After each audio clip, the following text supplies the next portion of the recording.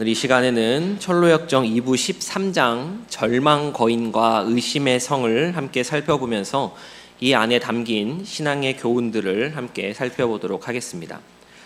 먼저 이 13장 절망 거인과 의심의 성이 어떤 내용인지부터 나눠보도록 하겠습니다. 순례자 일행은 허영의 도시에서 이 형제들과 좋은 교제를 나눈 뒤에 이제 왕의 보호를 구하면서 이 친구들과의 작별을 고하게 됩니다. 다시 순례의 길에 오르게 되는 것이죠. 크리스티아나와 그의 네 아들들 그리고 자비심 정도로 구성되었었던 이 순례자 일행은 어느새 담대와 정직, 심약과 주저 등 인원이 많이 불어나게 되었습니다. 연약한 이들도 이 순례의 길 가운데 함께 했었기 때문에 이들은 천천히 걸어 나갔는데 그러다 믿음이 순교한 곳에 이르게 됩니다. 믿음의 순교를 기억하고 다시금 되짚어가면서 그것을 지나고 이번에는 돈의 언덕에 이릅니다.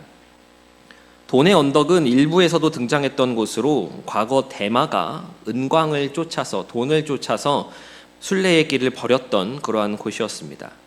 이 언덕 맞은편에는 소금 기둥이 되어버린 롯의 처도 볼 수 있었습니다. 여러 곳을 지나던 순례자 일행은 이윽고 기쁨의 산 기슭의 강가에 도착하게 됩니다. 이곳에는 순례 중인 여자들이 낳은 아기들을 키우고 양육하기 위해 지은 집이 있었습니다. 크리스티아나는 자신의 며느리, 네 아들이 다 결혼을 했지요. 이 며느리들에게 이곳에 아기들을 맡길 것을 이야기하였고 며느리들은 이 시어머니의 말씀에 따라 이 자신의 아이들을 이 집에 맡기게 되었습니다. 계속 길을 걸어가던 일행은 이제 곁길 초원이라고 이름하는 곳에 다다릅니다. 이곳은 의심의 성이 있는 곳이었고 이 의심의 성 안에는 절망 거인이 살고 있는 그러한 곳이었습니다. 전에 크리스찬과 소망을 잡았었던 그 절망 거인입니다. 순례자 일행은 절망 거인이 사는 이 의심의 성에 순례자들이 잡혀 있을 수도 있으니 그곳으로 이제 공격하자, 쳐들어가자라고 의견을 모았습니다. 그리하여 담대와 정직, 크리스티아나의 네 아들들은 의심의 성으로 갑니다. 그리고 치열한 사투 끝에 절망 거인을 죽이고 그 성에 억류되어 있던 낙심이라고 하는 인물과 그 낙심이라고 하는 인물의 딸 질겁이라고 하는 그러한 질겁양을 구출하기에 이릅니다. 그들은 계속해서 길을 나아갔고 기쁨의 산에 도착하게 됩니다. 그곳에서 목자들은 이 순례자 일행을 환영하며 궁전으로 인도하였고 먹을 것을 대접해 주었습니다. 그들이 기운을 차리자 목자들은 과거 크리스찬에게 보여준 것과 같이 여러 모습들 또 여러 장면들을 보여주며 영적 교훈들을 깨닫게 해주었고 순례자 일행은 이 기쁨의 산에서 편히 쉼을 가지다가 다시 순례의 길을 떠나는 것으로 이번 13장이 마무리됩니다. 철로역정 1부는 20장까지 있습니다. 그런데 우리가 지금 보고 있는 철로역정 2부는 몇 장까지 있을까요? 15장까지 있습니다. 1부에 비해서 몇 장이 부족하죠? 5장이 부족합니다. 그러다 보니 이 후반부에 이르러서는 내용 전개가 조금은 빠르게 진행이 되고 여러 가지 장면들이 지나가기도 합니다. 오늘 함께 보았던 또 함께 볼 13장에서도 여러 장면들이 스쳐 지나가게 됩니다. 한 장면 한 장면들이 담고 있는 영적 교훈들이 크고 우리가 이를 통해 여러 가지를 살펴볼 수 있겠지만 아쉽게도 모두 살펴볼 수는 없고 크게 두 부분을 조금 더 주목하여 보면서 이 안에 담긴 은혜들을 좀 나눠보도록 하겠습니다. 먼저 첫째로 기쁨의 산 기슭에 이르렀을 때 있었던 일에 대해서 주목해 보도록 하겠습니다. 기쁨의 산에 도착한 것은 아니고 기쁨의 산 기슭에 있는 강가에 도착했을 때의 일입니다. 제가 앞서서 13장의 전체 줄거리를 간략하게 요약해 드릴 때 이 기쁨의 산 기슭 강가에 무엇이 하나 있다라고 말씀을 드렸었습니다. 혹시 기억이 나십니까? 예, 집이 있었습니다. 장로님께서 잘 기억을 하시네요. 집이 있었습니다. 순례 중인 여자들이 아기들을 키우고 양육하기 위해 지은 집, 즉 아기들을 돌보아주는 타가소, 어린이집 같은 곳이 있었다라는 것입니다.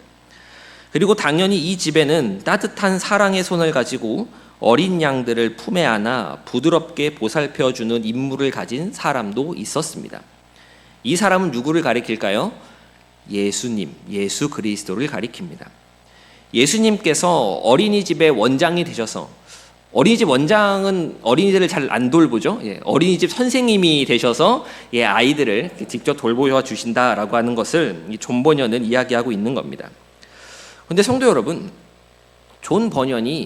저자 존 버년이 철로역정 2부의 이 여행기를 쓰면서 이 어린이집에 대한 존재를 왜 이야기하고 있는 것일까요?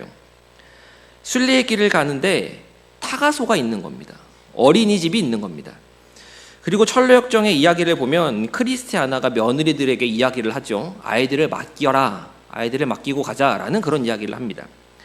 그래서 뭐라고 하냐면, 아기들은 이 물가에서 안전하게 살면서 튼튼하게 양육될 것이고, 장래에 이 중 하나라도 잃어버리는 일이 없을 것이고, 만일 아이가 곁길로 가거나 길을 잃는다면 어떻게 해서든 다시 찾아주실 것이다 라고 그렇게 말합니다.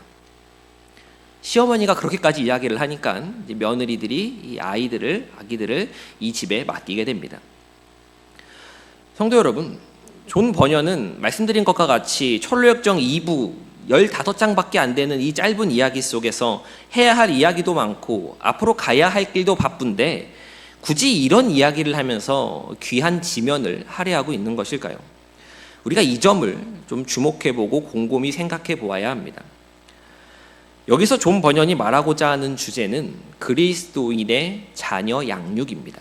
성도의 자녀 양육에 대해서 이야기한다라고 할 수 있는 겁니다. 저는 이제 6개월이 갓 지난 딸을 양육하고 있지만 여기 앉아 계신 분들께서는 이미 다 키우셔서 어른이 되고 결혼도 시키시고 손주들을 품에 안으신 그러한 분들도 있으십니다. 자녀를 양육한다라고 하는 것 어떠셨습니까? 쉽지 않은 일, 그것을 뛰어넘어서 그냥 어려운 일이지 않습니까? 6개월 된 저희 집 아이가 이제 뒤집기를 시작합니다. 뒤집기를 시작하는데 되짚기를 못합니다. 되짚어 보려고 애를 쓰다가 웁니다. 그러면 부모 중에 누가 가서 다시 원래대로 되돌려줘야 합니다. 거기다가 지금 기간이 무슨 낮잠 변환기 뭐 이런 이야기를 해서 아이가 통잠도 못 자고 계속 깨고 잠을 잘 못 잡니다. 잠을 자면 좋은데 잠을 못 자서 울어요. 그러니까 이제 아내가 힘들어서 정신을 못 차리고 같이 피곤해하는 모습을 자주 보게 됩니다. 여기 계신 육아의 선배님들께서도 웃으시는 걸 보니 다 겪으셨던 그런 일인 것 같습니다. 아이 하나를 양육한다라고 하는 것만 해도 참 많은 수고와 또 정성이 들어갑니다. 그럼 이 아이를 믿음으로 양육한다라고 하는 것은 어떻겠습니까? 내 자식이 내 마음처럼 교회에 나가던가요? 믿음 생활 착실하게 하고 있습니까? 제가 사역을 10여 년 정도 해오면서 많은 성도님들과 이야기를 나눠보았는데, 또 제가 어린이 부설을 하다 보니 또 여러 부모님들과 이야기할 기회도 많았는데, 열의 7, 8은 다 자식의 신앙에 대한 걱정들을 안고 계셨습니다. 물론 말로만 걱정하시면서 정작 아이는 교회를 보내지 않으시고 세상 흐름에 따라, 세상 가치관에 따라 시험 기간 되면 학원 가는 게 당연한 거지 라고 그렇게 기르시는 부모님들도 계셨고, 정말 성경대로 말씀대로 양육하고자 하시면서 겪는 어려움들을 이야기하시는 분들도 계셨었습니다. 저 또한 목사이지만 이 아이를 어떻게 길러야 할지, 이 아이에게 어떻게 믿음에 대해서 이야기를 해줘야 할지 벌써부터 고민이 됩니다. 그런데 오늘 철로역정의 이야기 속에서 말하는 것은 무엇입니까? 아기들을 키우고 양육하기 위해 지은 집이 있고 그곳에는 돌보아줄 이가 있으며 더 나아가서 이곳에 아이를 맡길 것을 이야기한다라고 하는 것입니다. 이 어린이집의 존재는 그리스도인이 자녀 양육을 어떻게 생각해야 하는지에 대해서 깨달음을 줍니다. 이 어린이집의 존재를 통해서 저자 존 버년이 전하고자 하는 것은, 첫째로 그리스도인은 자신의 자녀를 자신의 소유로 여기지 말라라고 하는 것을 가르쳐 줍니다. 내가 낳았으니, 내 배 아파서 낳았으니, 내가 기르는 동안 여러 고생과 수고를 겪었으니 너는 내 새끼라고 생각하지만 사실은 내 새끼이기 전에 주님의 자녀라고 하는 사실을 우리가 알고 있어야 한다라는 것입니다. 더 나아가서 내 능력으로, 내 재정 상황으로, 내 경험과 판단으로 이 아이를 올바르게 자라게 할 수 있을 것이다 라고 생각해서도 안 됩니다. 이 아이를 주님께서 우리 가정 가운데 보내주셨지만 이 아이는 주님께 속한 아이이며 주님께서 기르시는 아이다라고 하는 것을 우리는 결코 잊어서는 안 되는 것입니다. 둘째로 그리스도인은, 성도는 자녀를 주님께 맡겨야 한다라는 것을 의미합니다. 누구에게 맡겨야 한다고요? 주님께 맡겨야 한다라는 것을 의미합니다. 내 소유가 아니다라고 하는 것을 알 때 맡길 수 있게 됩니다. 내 것이라는 생각이 들면, 내가 키워냈다라는 생각이 들면 결코 맡기지 못합니다. 우리는 우리의 아이들을, 자녀들을 예수 그리스도께 맡겨드릴 수 있어야 합니다. 아멘이십니까? 여기서 오해하지 말아야 할 것은 주님께 맡긴다라고 하는 것, 주님께 맡긴다라고 하는 이것은 교회에 보내놓으면 어떻게든 알아서 잘 되겠지라고 하는 것이 아니다라고 하는 것입니다. 제가 철로역정을 나누면서 여러 번 말씀드렸던 것처럼 아이의 신앙 교육은 먼저 가정에서 이루어져야 합니다. 교회는 그것을 점검하고 확인하는 곳입니다. 먼저 각 가정에서 말씀으로 성경적인 가치로 어렸을 때부터 아이를 양육해야 합니다. 가정에서 그렇게 하지 않으면서 교회에 보냈으니, 교회에 가라고 말했으니 나는 주님께 맡긴 것이다. 혹은 아이가 아직 어리니 일단 대학부터 붙고 나서, 직장에 취업부터 하고 나서, 결혼부터 좀 시키고 나서, 자녀를 낳고 나서 그때 가서 신앙에 대해 이야기해도 괜찮다라고 생각하는 것은 잘못된 생각입니다. 어렸을 때부터 주의 말씀을 가르쳐야 합니다. 그럼 주님께 맡긴다라고 하는 것은 무엇을 의미하는 것인가 라고 한다면, 그렇게 가르친 후에 결과를 맡겨드리는 것입니다. 무엇을 맡긴다고요? 결과를 맡기는 것입니다. 내가 이 아이에게 신앙을 물려주기 위해, 믿음을 전수해주기 위해 최선을 다했으면 그 결과를 주님께 맡기는 것입니다. 그럼 우리 주님께서 어떻게 하십니까? 책임져 주시는 것입니다. 크리스티아나가 말하지 않습니까? 장래에 하나도 잃어버리지 않을 것이고, 만약 아이가 곁길로 가거나 길을 잃는다면 어떻게 해서든 다시금 이 아이를 찾아오실 것이다 라고 그렇게 이야기를 합니다. 우리는 이러한 믿음을 가지고 자녀를 양육해야 합니다. 그리고 이 믿음을 가질 때 우리는 우리가 걸어가는 순례의 길 가운데 위로함을 얻을 수 있게 됩니다. 사실 솔직히 말해서 우리의 믿음은 어떻습니까? 우리가 가지고 있는, 또 우리가 이 성인으로서 가지고 있는 믿음의 수준은 어느 정도라고 이야기할 수 있습니까? 믿음으로 살아보겠다고 그렇게 이야기하고 다짐하지만 그게 잘 됩니까? 어렵지 않습니까? 나는 자녀들에게 믿음의 어른으로서 얼마나 모습을 보여주고 있습니까? 자라는 아이들에게, 또 장성한 아이들에게 엄마 아빠의 등을 보고 쫓아오라고, 엄마 아빠가 했던 것처럼 믿음의 길을 걸어오라고 그렇게 말할 수 있는 사람이 누가 있겠습니까? 내 믿음 하나 간수하기 힘든데 매일의 삶 속에서 내 신앙이 파도치듯 올라갔다 내려갔다를 반복하는데, 자녀들의 믿음, 그 한 인격을 길러낸다는 것을 우리가 어떻게 우리의 힘으로만 감당할 수 있겠습니까? 우리는 할 수 없습니다. 인간 부모는 한계가 있고 실수하지만 우리 주님은 실수가 없으십니다. 설령 내가 연약하고 부족했던 부분이 있었다고 하여도 주님의 자녀는 주님이 책임져 주시기에 우리는 이 아이에게, 또 자녀들에게 소망을 품을 수 있게 되는 것입니다. 저는 중학교 2학년 때 사역자로서 소명을 받았습니다. 그런데 그 전후 시기가 저의 인생에 있어서, 또 저희 집안에 있어서 가장 어려웠던 시기였고 가장 가난했던 시기였습니다. 쌀이 다 떨어져서 밀가루로 수제비를 만들어서 끼니를 때운 적도 있었고, 집에 가스가 끊겨서 부탄 가스로 물을 데펴서 찬물에 섞어서 그렇게 목욕을 했던 적도 있습니다. 옥탑방에서 살았었는데 집안에 화장실이 없어가지고 화장실을 가려면 문 밖으로 나가서 변기 하나만 달랑 놓여져 있는 그러한 공간을 이용했었어야 했었습니다. 그것도 저희 집만 쓰는 게 아니라 다른 집도 같이 쓰는 그러한 곳에서 살게도 했었습니다. 또 한 번은 지역을 이동해서 그때는 좀 반지하로 이렇게 이사를 갔는데, 제가 사는 곳의 형편을 가지고, 제 반지하를 살았으니까 제가 사는 곳의 형편을 가지고 같은 반이었던 애가, 친구라고 하기 좀 그렇고 같은 반에 있었던 애가 반지하는 개도 안 산다고, 개집도 1층인데 너는 반지하에 사냐고 그렇게 말해서 제가 처음으로 그렇게 주먹 다짐을 했던 적도 있었습니다. 지금 생각해도 참 어렵게 살았습니다. 그래서 사역자의 소명을 받았을 때, 목사가 되라라는 그러한 소명을 받았을 때 저는 거부했었습니다. 목사는 돈을 많이 벌 수 있는 직업이 아니지 않습니까? 나는 돈을 많이 벌 거라고, 그래서 내 자식은 가난으로 고생시키지 않을 거라고, 어깨 피고 좀 당당하게 살고 싶게 하겠다고 그렇게 기도하면서 저는 제가 받았던 소명을 따르지 않았습니다. 그러다 고등학생 때 다시금 소명을 받았습니다. 그래서 하나님, 제가 안 간다고 하지 않았습니까? 저 목사 안 될 거예요. 세상에 널린 게 사람인데, 저보다 믿는 사람, 잘 믿는 사람이 얼마나 많은데 왜 굳이 저를 목사로 부르십니까?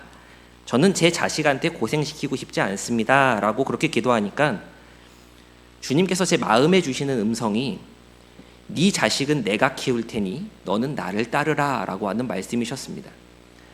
그래서 저는 그 약속을 믿고 목사가 되었습니다.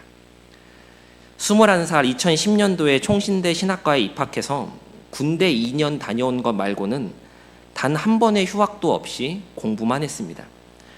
말 그대로 20대 청춘을 오롯이 신학에 다 바쳤습니다. 그리고 2020년에 목사 안수를 받았고 이렇게 여기 서 있습니다. 이번 철로역정 13장을 준비하면서 아기들을 맡아 양육하는 이 어린이집의 내용을 보면서 제가 소명받았을 때의 일이 참 많이 생각이 났습니다. 그리고는 이제 간 6개월이 지나서 열심히 뒤집기를 시도하고 있는 저희 딸 유나를 보면서, 그래, 이 아이는 하나님이 기르시는 아이구나, 하나님이 책임져 주시는 아이겠구나 라는 마음이 참 많이 듭니다. 사랑하는 성도 여러분, 비록 여기 앉아 계신 분들은 육신의 자녀를 다 키우셨고 독립시키기도 하셨겠지만, 자녀가 환갑이 되고 자녀가 칠순이 되어도 부모 눈에는 그저 밖에 나가면 차 조심해야 하고 배 내놓고 자지 말고 횡단보도 건널 때 조심해야 하는 그런 아이로 보이지 않으십니까? 우리가 천국 가는 그날이 이르기 전까지 우리는 내게 맡겨주신 주님의 아이들을 믿음으로 또 신앙으로 인도하고 권면해 주어야 합니다. 이제 크더니 듣질 않아요 라고 하더라도 우리는 우리의 해야 할 바, 부모된 바를 해야 하는 것이고, 컸으니 알아서 할게요 라는 그러한 이야기를 듣더라도 이 땅에서의 사명을 받은 양육자로서 신앙을 전수해 주어야 합니다. 지금은 잠시 신앙의 길에서 떨어져 있다라고 할지라도 결코 포기하지 말고 복음을 전해 주어야 하는 것입니다. 그렇게 최선을 다하고 주님께 맡겨드릴 때, 우리가 이 세상을 떠나더라도 우리 주님께서 주님의 자녀들을 책임져 줄 줄 믿습니다. 자녀들을 믿음으로 기른다고 하는 것, 또 믿음으로 인도한다라고 하는 것, 이것은 아이가 어렸을 때나 아이가 장성했을 때나 늘 부딪히는 어려운 싸움이고 큰 싸움입니다. 그러나 주님의 자녀는 주님께서 책임져 주시는 줄 믿습니다.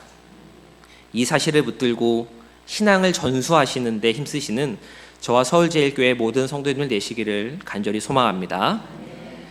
둘째로 절망거인을 물리치고 기쁨의 산에 입성하는 이 부분을 좀 보도록 하겠습니다. 절망거인을 물리치는 것과 기쁨의 산에 입성하는 이 부분, 이것을 각각 나눠서 좀 보도록 하겠습니다. 순례자 일행이 곁길 초원으로 들어서게 되면서 이제 의심의 성에 사는 절망거인을 죽이고 순례자들을 구출해내자라고 하는 그런 계획을 세웁니다. 그리고 쳐들어가서 싸웠습니다. 담대와 정직, 크리스티아나의 4 아들, 도합 6명이 절망거인과 싸웁니다. 목숨을 건 치열한 사투 끝에 절망 거인을 쓰러뜨리게 됩니다. 그리고 그곳에 갇혀 있었던 낙심과 낙심의 딸 누구일까요? 질겁을 구출하게 됩니다. 장장 7일에 걸쳐서 의심의 성 역시 허물어 버리게 됩니다. 우리가 이 절망 거인을 물리치고 낙심과 질겁을 구출하는 이 부분을 왜 주목해 보아야 하는가라고 한다면, 예수를 전한다라고 하는 것, 복음을 전한다라고 하는 것, 영혼을 구원해 낸다라고 하는 것이 이 싸움과 똑같기 때문에 그렇습니다. 절망 거인과의 싸움은 정말 큰 싸움이었고 목숨을 건 싸움이었습니다. 담대가 누굽니까? 앞장서서 순례의 길을 인도했던 사람이지 않습니까? 사망의 음침한 골짜기에서도 기죽지 않고 담대히 걸어나갔던 것이 담대였습니다. 정직은 또 어떻습니까? 노인이라고는 하지만 절망 거인의 아내인 이 자포자기 부인을 단칼에 쓰러뜨려 버릴 정도로 그는 힘이 있었습니다. 담대와 정직, 그리고 내 아들들까지 해서 무려 6명이 함께 힘을 맞서서 싸웠는데 쉽게 이긴 것이 아니라 목숨을 건 사투 끝에 간신히 이기게 된 것입니다. 마귀는 절대로 자신이 소유하고 있는 이 소유된 영혼을 그저 내어주지 않습니다. 한 영혼이라도 빼앗기지 않으려고 안간힘을 씁니다. 그 소나기에서 영혼을 구원해내기 위해서는 어떻게 해야겠습니까? 기도해야 합니다. 때로는 10년, 20년 이렇게 오랜 시간 동안이라고 할지라도 우리의 믿지 않는 가족들을 위해서, 또 믿지 않는 형제 자매와 친구와 또 주변의 이웃들을 위해서 하나님의 은혜를 바라며 기도하고 또 기도해야 하는 것입니다. 복음을 전하는 것, 그리하여 교회로 인도한다는 것, 이것은 치열한 영적 싸움입니다. 뭐 선물 하나 줄게 와봐, 뭐 행사 하나 있으니까 와봐 라고 하는 그러한 단순한 문제가 아니라 치열한 영적 싸움인 것입니다. 우리는 이 싸움을 포기하지 말고 끝까지 싸워내어야 합니다. 그래야 그 영혼을 건져낼 수 있는 것입니다. 그리고 이와 더불어서 한 가지 더 생각해 볼 것은, 이들이 절망 거인과 싸우러 갈 때 여자들을 비롯하여 심약과 주저는 싸움에 참여시키지 않고 있다라고 하는 것입니다. 도움이 안 되니 따라오지 말라라고 하는 단순한 배제가 아닙니다. 심약과 주저를 이 싸움에 참여시키지 않으면서 여자들의 보호자라고 하는 명목으로서 이들을 남겨둡니다. 사실 심약과 주저가 여자들을 보호했는지 아니면 여자들이 심약과 주저를 보호했는지 실상은 모르겠지만 일단 말은 그렇게 합니다. 성도 여러분, 교회라고 하는 곳은 천성을 향해 함께 걸어가는 공동체입니다. 교회의 사역이 어떨 때는 목적 지향적으로 흘러갈 수 있습니다. 의심의 성으로 갑시다, 절망 거인을 죽입시다, 가서 순례자들을 구출합시다 라고 하는 목적 지향적으로 이렇게 사역을 할 수 있는 것입니다. 의기투합하고 으쌰으쌰 해봅시다, 그러한 분위기로 흘러갈 수 있는 것이지요. 그러나 그러한 때에도 연약한 자들은 돌보아져야 합니다. 걸리적거리니 빠져 있으세요, 도움이 안 되니 좀 저쪽에 가 계세요, 이게 아닙니다. 다른 방식으로서 함께 할 수 있도록 그렇게 생각해 주어야 하고 그들을 배려해 줄 수 있어야 하는 것입니다. 이것이 교회의 사역을 이루어가는 중요한 요소들 가운데 하나가 되어야 합니다. 다윗이 전쟁을 할 때도 언제나 이런 방식이었습니다. 연약한 자들은 놔두고 같이 갈 수 있는 사람, 강한 사람이 나가서 싸웠습니다. 그리고 이기고 돌아온 다음 어떻게 했습니까? 가져온 전리품들을 같이 나누었습니다.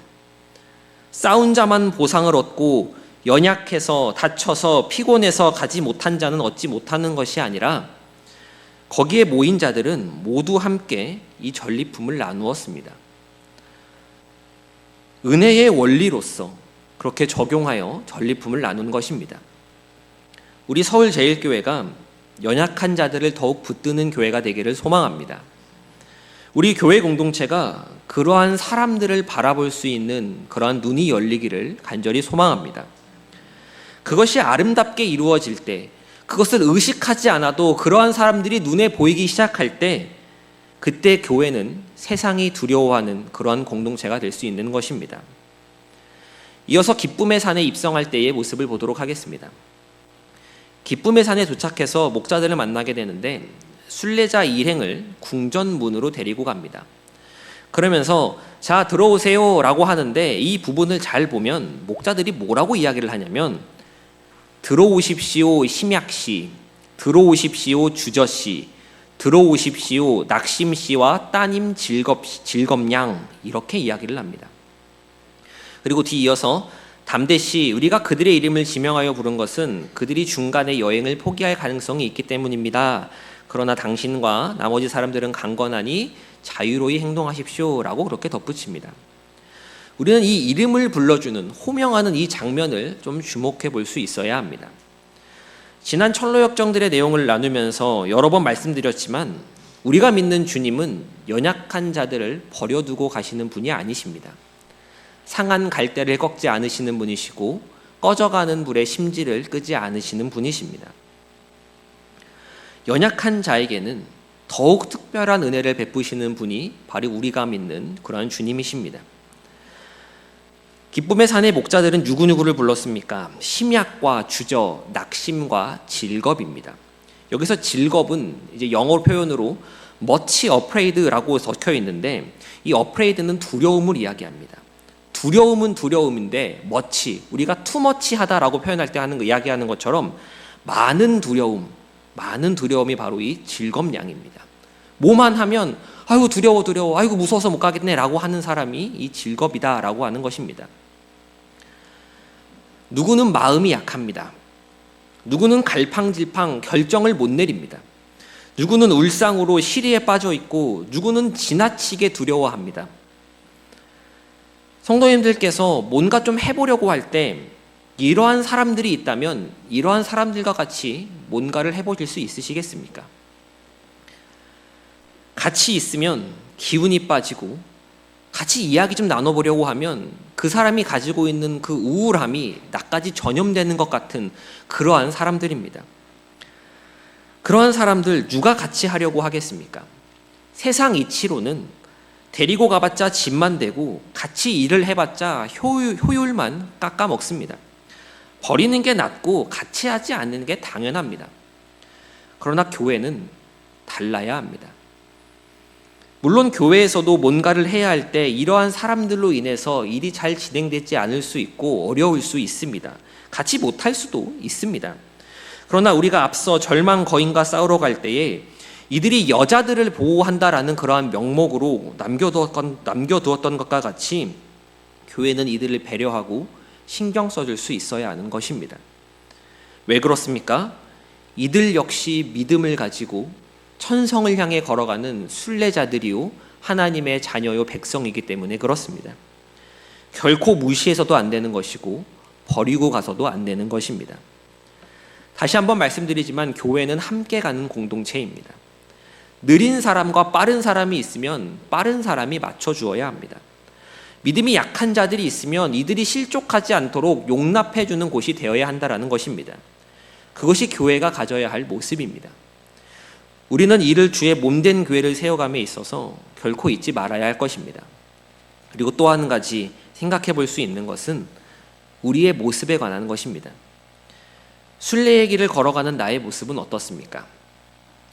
나는 이름을 불린 심약과 주저, 낙심과 질겁에 해당하는 사람입니까? 아니면 담대와 같이 이름을 불리지 않은 그러한 사람에 해당하는 사람입니까? 담대는 강한 사람이었습니다. 담대는 무섭지 않았고 담대는 잘 나아갔던 그러한 사람이었습니다. 앞만 보고 직진하며 맞서 싸울 수 있는 그런 사람이었습니다. 우리는 그러한 모습입니까? 때로는 마음이 약해서 주님 약속해 주신 것을 받고도 갈팡질팡하며 작은 돌뿌리에 걸려 넘어져서 낙심하고 낙담하며 시리에 빠지고 조금의 바람만 불어와도 두려움을 가지고 있는 것이 우리의 모습이지 않습니까? 이렇게 간들, 이렇게 천성에 다다른들 주님이 나를 받아주실까? 주님 앞에서 뭐 한 것도 없는데,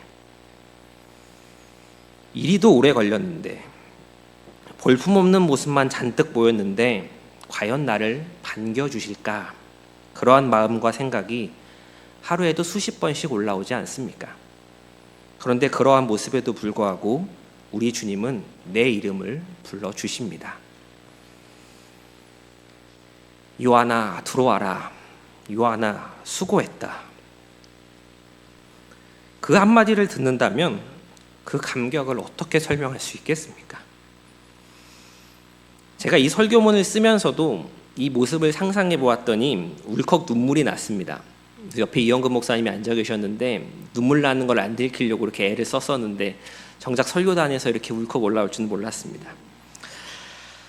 이 땅 가운데서 삶이 힘들지라도 믿음으로 다다른 그곳에서 연약한 나를 보며 우리 주님 두 손 들어 반겨주신다고 약속해 주시니 우리가 이 땅 가운데서의 삶을 살아가는 거 아니겠습니까?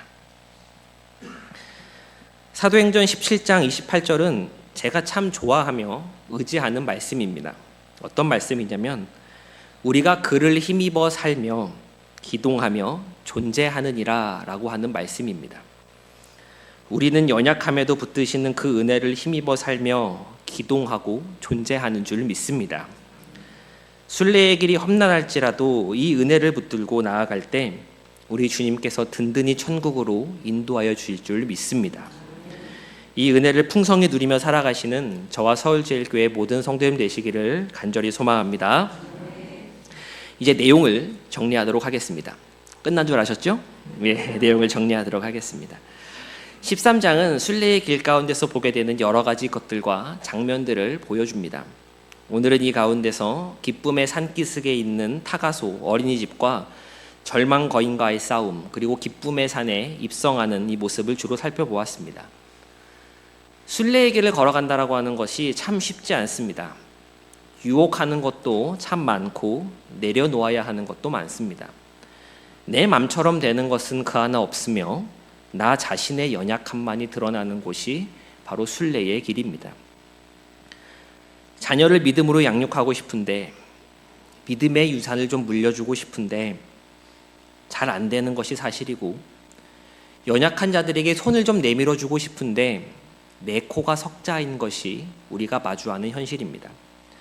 이렇게 살지 말아야지, 말씀대로 살아야지 하면서도 어느새 힐끗거리며 정신을 다른 곳에 두는 것이, 두는 우리의 모습이 우리의 가는 이 순례의 길을 너무나 곤고하게 만드는 것 같습니다. 그러나 그럼에도 불구하고 하나님께서는 이러한 우리를 아시고 나의 이름을 불러주시며 각 사람에게 맞는 은혜로서 우리 한 명 한 명을 가장 알맞은 길로 인도해 주시는 줄 믿습니다. 철로역정의 이야기를 나누면서 연약하고 부족한 우리 가운데 먼저 찾아오셔서 새 생명을 주시고 우리의 작은 손을 붙잡으사 천성으로 인도해 가시는 우리 주님을 더욱 깊이 묵상하시며 또 경험하시는 저와 서울제일교회 모든 성도님들의 순례길이 되시기를 간절히 소망합니다.